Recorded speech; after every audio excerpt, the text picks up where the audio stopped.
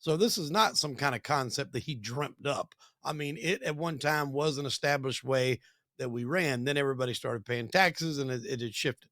So how is what he's doing with the tariffs directly impacting them? You're saying it's collapsing the protection organization?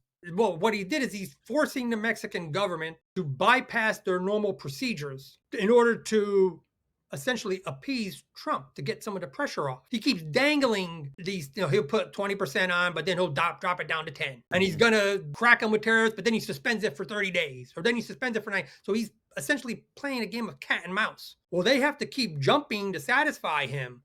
And one of the ways they're doing it is by trying to demonstrate you had massive seizures of Fenny production deep in the country. So they're targeting the Fenny productions deep in Mexico. On top of that, they're apprehending individuals and sending them to the United States by bypassing the judicial process. Do they invoke the national security law, which, you have to understand, in 1994 through today, the economy of Mexico and the United States were essentially integrated through NAFTA. And so Mexico is our largest trading partner. If he puts tariffs on Mexico, it's going to prompt the American manufacturers who set up all those thousands of factories, like all our factories that went from Ohio and Kentucky and Indiana, they went to Mexico. Right. Well, if he's going to tariff those goods, it's going to incentivize those companies to bring the factories back to the United States. So Mexico cannot withstand a tariff war. They're in a very different circumstance than China. And so Mexico has to appease Mr. Trump.